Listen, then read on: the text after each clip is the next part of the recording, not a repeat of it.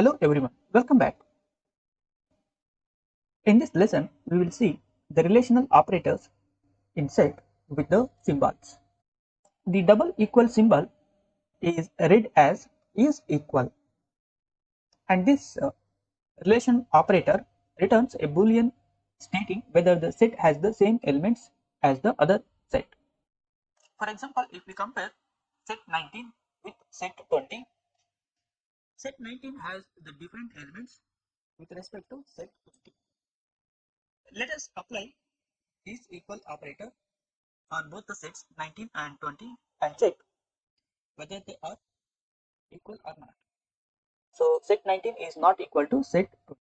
Let us apply is not equal and see whether we get true or not. So we are getting true because set 19 is not equal to set 20 because both the sets 19 and 20 have different elements. Even though they have some of the elements as common, for example 10, 9, 8, 7, but not all the elements. Next, we have is subset with the symbol less than or equal to. Set 19 has the elements 7, 8, 9, 10 and 11, and set 20 has the elements 10, 9, 8, 7. Let us check whether set 19 is less than or equal to set 20, and also set 20 is less than or equal to set 19. So if you look at the results, set 19 is subset of set 20. We got false because set 19 has elements 7, 8, 9, 10 and also 11, whereas set 20 consists of 10, 9, 8, 7. So set 19 is not the subset of set 20. But if we perform is set 20 subset of set 19, we will get true because set 20 has all the elements 10, 9, 8, 7 which are also present in the set 19, 10, 9, 8, 7. Hence, set 20 is its subset will result true.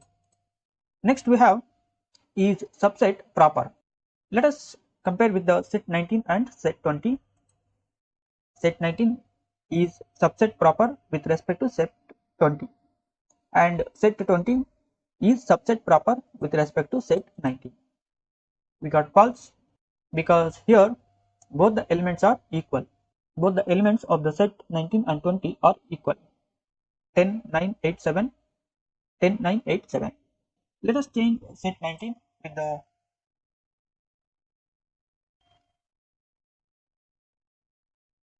elements 9, 7, 8, 9, 10, 11, 12 and execute this cell once again. So here we can see set 20 is subset proper, means the proper subset in set 19. 10, 9, 8, 7. These are all present in the set 19 properly. Next we have is superset. It returns a boolean stating whether the set contains the other set. Let us check whether the set of elements 1 and 2 are present in the set 21 with the is superset method, and also with the set 22 1 to 3 and comparing with the same elements, means the same iterable object 1 to 3 as a list of elements. So we got true in both the cases because 1 and 2 are present in set 21, hence this method is superset results true.